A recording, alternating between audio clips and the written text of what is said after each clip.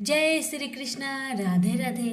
नमस्कार दोस्तों, स्वागत है आप सभी का हमारे YouTube चैनल पर। प्यारे दर्शकों, आज है 30 नवंबर 2023, अगहन मास, दिन गुरुवार। और आज आप सभी सुनेंगे अगहन गुरुवार महालक्ष्मी व्रत कथा। साथ में सुनेंगे संकष्टी चतुर्थी व्रत कथा और चौथ माता की कहानी। आपसे निवेदन है कि वीडियो को पूरा जरूर देखें। अगर अच्छी लगे तो दूसरों को भी शेयर करें। तो प्रेम से बोलिए, गणेश जी की जय हो, महालक्ष्मी जी की जय हो, चौथ माता की जय हो। आइए अब ध्यान से श्रवण करें कथा। भगवान आपकी हमारी सभी की मनोकामना को पूर्ण करे, सभी की कष्टों को दूर करे। भारतवर्ष के सौराष्ट्र देश में द्वापर युग की यह कहानी हुई है। सौराष्ट्र में उस समय भद्रश्रवा नाम के राजा थे। वे बड़े पराक्रमी राजा थे। 4 वेद, 6 शस्त्र, 18 पुराणों का उन्हें ज्ञान था। उनकी रानी का नाम सूरत चंद्रिका था। रानी देखने में सुंदर और सुलक्षणा थी तथा पतिव्रता थी। उन दोनों को 7 पुत्र तथा उसके बाद एक कन्या का वरदान मिला था। कन्या का नाम श्यामबाला था। एक बार महालक्ष्मी जी के मन में आया कि जाकर उस राजा के राजप्रसाद में रहे। इससे राजा को दुगनी धन दौलत की प्राप्ति होगी और वह इस धन दौलत से अपनी प्रजा को और सुख दे पाएगा। गरीब के घर अगर रहे और उसे धन दौलत प्राप्त हो तो वह स्वार्थी की तरह केवल अपने ऊपर ही खर्च करेगा। यह सोचकर श्री महालक्ष्मी जी ने बूढ़ी ब्राह्मण स्त्री का रूप धारण किया। हाथ में लाठी लिए लाठी के सहारे रानी के द्वार तक पहुंची। यद्यपि उन्होंने बूढ़ी औरत का रूप धारण किया था, पर उनके चेहरे पर देवी का तेज था। उन्हें देखते ही एक दासी सामने आई। उसने इनका नाम धाम काम धर्म पूछ डाला। वृद्ध ब्राह्मण का रूप धारित माता लक्ष्मी ने कहा, बालिके, मेरा नाम कमला है। मेरे पति का नाम भुवनेश है। हम द्वारिका में रहते हैं। तुम्हारी रानी पिछले जन्म में एक वैश्य की पत्नी थी। वह वैश्य गरीब था। दरिद्र के कारण हर रोज घर में झगड़े होते थे तथा उसका पति रोज उसे मारता था। इन बातों से तंग आकर वह घर छोड़कर चली गई तथा वन जंगल में खाली पेट भटकने लगी। उसकी इस दुर्दशा पर मुझे दया आई तो मैंने उसे सुख संपत्ति देने वाली श्री महालक्ष्मी की कथा सुनाई। मेरे कहने पर उसने श्री महालक्ष्मी का व्रत किया। श्री महालक्ष्मी प्रसन्न हुई, उसकी गरीबी दूर हुई, उसका घर संसार दौलत संपत्ति से भर गया। बाद में पति पत्नी दोनों परलोक सिधारे। लक्ष्मी व्रत करने के कारण वे लक्ष्मी लोक में रहे। उन्होंने जितने साल महालक्ष्मी का व्रत किया उतने 1000 साल उन्हें सुख भोग मिला। इस जन्म में उसका जन्म राजघराने में हुआ है, परंतु वह श्री महालक्ष्मी व्रत करना भूल गई है। उसे यह याद दिलाने में यहाँ आई हूँ। बुढ़िया की बातें सुनकर दासी ने उन्हें प्रणाम किया तथा श्री महालक्ष्मी व्रत किस तरह किया जाए इस बारे में पूछा। बुढ़िया रूप धारण किए हुए लक्ष्मी माता ने दासी को पूजा विधि तथा महिमा बताई। इसके बाद वह दासी माता को प्रणाम कर रानी को बताने अंदर चली गई। राज वैभव में रहते हुए रानी को अपने ऐश्वर्य का बहुत घमंड हुआ था। संपत्ति तथा अधिकार की वजह से वह उन्मत्त हो गई थी। दासी द्वारा बताई गई बुढ़िया की बातें सुनकर आग बबूला होकर राज द्वार पर आकर बुढ़िया रूपी श्री महालक्ष्मी पर बरस पड़ी। उसे यह मालूम नहीं था कि श्री महालक्ष्मी माता बुढ़िया का रूप धारण करके द्वार तक आई है, परंतु रानी का इस कदर रुख बर्ताव तथा अपना अनादर देखकर माता ने वहां ठहरना ठीक न समझा। वे वहां से चल पड़ी। राह में उन्हें राजकुमारी श्यामबाला मिली। उन्होंने श्यामबाला को सारी बात बताई। श्यामबाला अपने ओर से श्री महालक्ष्मी जी से क्षमा मांगी। माता को उस पर दया आई। उन्होंने श्याम बाला को श्री महालक्ष्मी व्रत के बारे में बताया।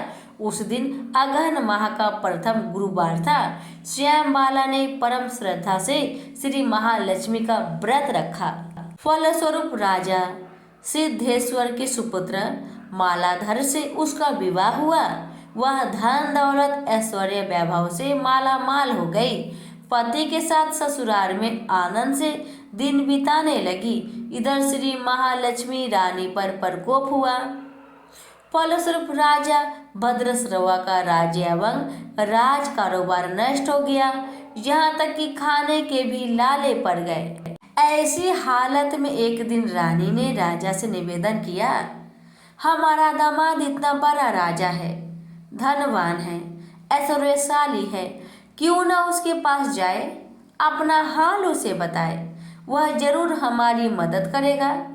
इस बात पर राजा भद्रश्रवा दामाद के पास रवाना हुए। राज्य में पहुंचकर एक तालाब के किनारे थोड़ी देर विश्राम लेने के लिए ठहरे।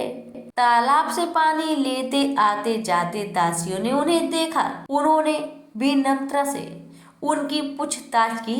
जब उन्हें यह मालूम हुआ कि वे रानी श्याम बाला के पिता हैं, तो दौड़ते हुए जाकर उन्होंने रानी को सारी बात बताई। रानी ने दासी के हाथ राज परिधान भेजकर बड़े ठाट से उनका स्वागत तथा आदर सत्कार किया, खान पान करवाया। जब वो लौटने लगे तो सोने की मोहर से भरा घड़ा दिया।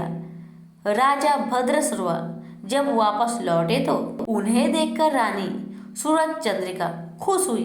उन्होंने जब सोने की मोहरों से भरे घड़े का मुख खोला, पर हाय भगवान, घड़े में धन के बदले कोयले मिले। ये सब श्री महालक्ष्मी जी की प्रकोप से हुआ। इस प्रकार दुर्दशा में और कई दिन बीत गए। इस बार रानी स्वयं अपनी कन्या के पास गई। वह दिन अगहन माह का अंतिम गुरुवार था। श्याम बाला ने श्री महालक्ष्मी जी का व्रत किया, पूजा की, अपनी माता से भी व्रत करवाई। इसके बाद रानी अपने घर आई। श्री महालक्ष्मी का व्रत रखने पर उसे फिर से अपना राजपाट, धन दौलत, ऐश्वर्य प्राप्त हुआ। वह फिर से सुख शांति आनंदमय जीवन बिताने लगी। कुछ दिनों के बाद राजकन्या श्यामबाला अपने पिता के घर आई। उसे अपने घर देखकर सूरज चंद्रिका को पुरानी बात याद आई, यही कि श्यामबाला ने अपने पिता को घड़ा भरकर कोयला दिया था और उसे कुछ भी नहीं दिया था। इसी कारण श्यामबाला को पिता के घर आने का उसका कोई आदर आतिथ्य नहीं हुआ, बल्कि अनादर हुआ। पर उसने इस बात का बुरा नहीं माना। अपने घर लौटते समय उसने पिता के घर से थोड़ा नमक ले लिया। अपने घर लौटने पर उसके पति ने पूछा, अपने मायके से क्या लाई हो? इस पर उसने जवाब दिया, वहाँ का सार लाई हूँ। पति ने पूछा, इसका मतलब क्या हुआ? श्यामबाला ने कहा, थोड़ा धीरज रखे, सब मालूम हो जाएगा। उस दिन श्यामबाला ने सारा भोजन नमक डाले बिना ही बनाया और पति को परोसा। पति ने खाना चखा, सारा खाना नमक बिना था, इसलिए स्वाद न आया। फिर श्यामबाला ने थाली में नमक डाला, इससे सारा भोजन स्वादिष्ट लगने लगा। अब श्यामबाला ने पति से कहा, यही है वह मायके से लाया हुआ सार। पति को उसकी बात सही लगी। फिर वह दोनों हंसी मजाक करते हुए भोजन करने लगे। कहा गया है कि इस तरह जो कोई श्रद्धा भाव से श्री महालक्ष्मी की पूजा करे, उसे माता की कृपा प्राप्त होती है, सुख संपत्ति शांति प्राप्त होती है, सभी मनोकामनाएं पूरी होती है। परंतु ये सब प्राप्त होने पर माता की पूजा को भूलना नहीं चाहिए। हर गुरुवार को व्रत पाठ अवश्य करना चाहिए। इस तरह श्री महालक्ष्मी की महिमा भक्तों की मनोकामना पूरी करती है। प्रेम से बोलिए महालक्ष्मी माता की जय। एक सेठ सेठानी थे। उनका एक बेटा और बहू थे। बहू सबको भोजन करा के फिर स्वयं भोजन करती थी। एक पड़ोसन ऐसी भी थी जो रोज पूछती थी कि बहू तुमने आज क्या बनाया और क्या खाया? पड़ोसन की बातें सुन बहू कहती, ठंडो बासी। एक दिन उसके पति ने ऐसा सुनकर विचार किया कि आज तो पकवान बनाए जाए, फिर देखते हैं कि मेरी पत्नी क्या कहती है। उसने तरह तरह के पकवान बनवाए और घर के सभी लोगों ने एक साथ बैठकर भोजन किया। आज भी पड़ोसन ने पूछा तो बहू ने कहा, ठंडो बासी। सेठ के लड़के ने सोचा, हो न हो कोई बात अवश्य है जिससे मेरी पत्नी ऐसा कहती है। उसने पत्नी से पूछा, तुम रोज ठंडो बासी खाया ऐसा क्यों कहती हो, जबकि हम सब ने एक साथ बैठकर कई तरह के पकवान खाए। उसकी पत्नी बोली, हम लोग जो खा रहे हैं वह बाप बूढ़ों की कमाई है।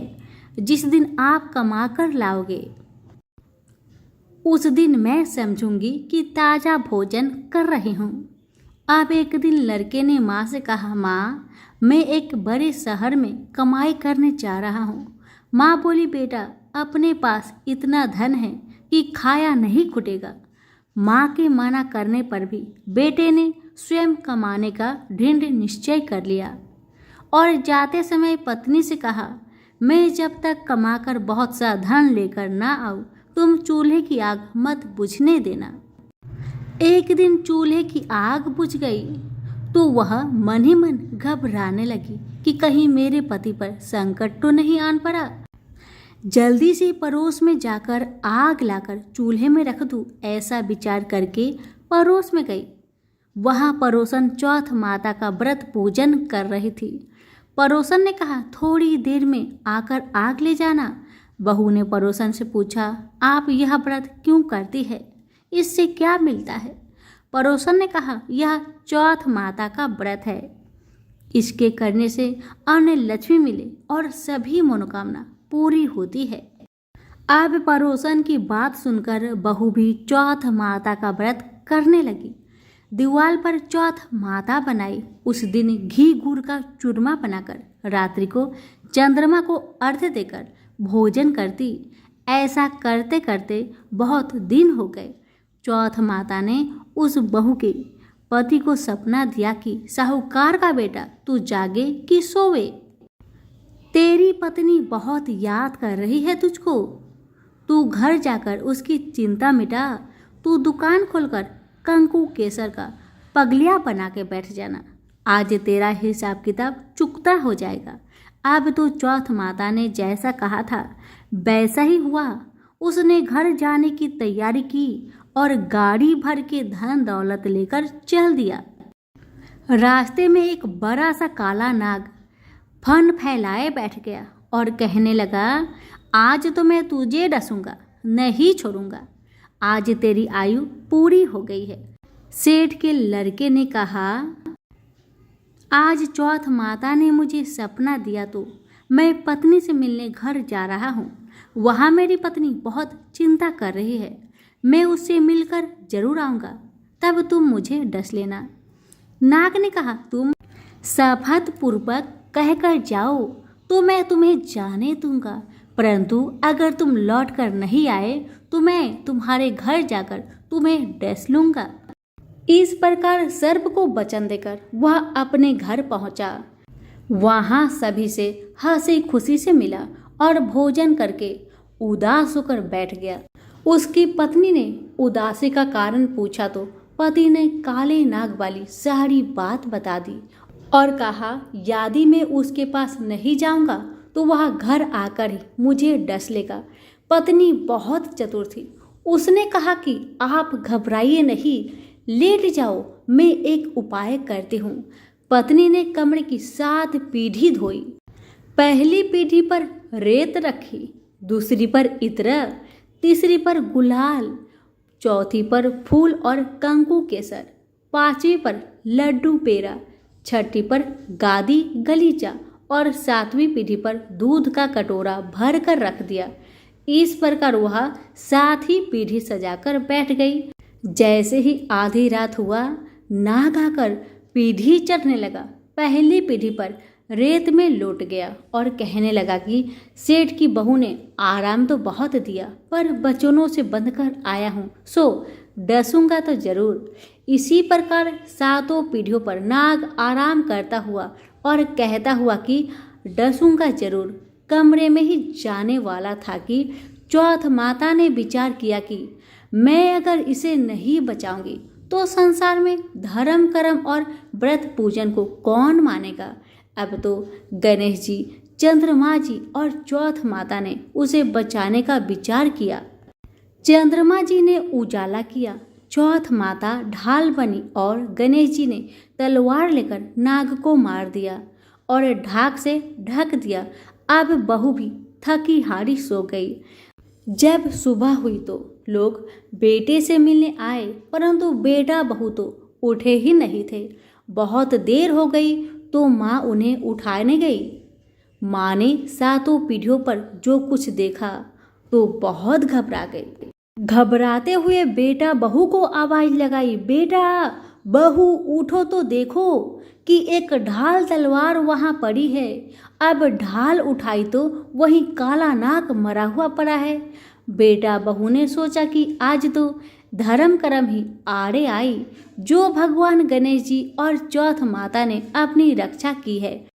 हे चौथ माता, जैसे आपने सेठ के बेटे बहू की रक्षा की, वैसी सबकी करना। सभी प्रेम से बोले, चौथ माता की जय हो।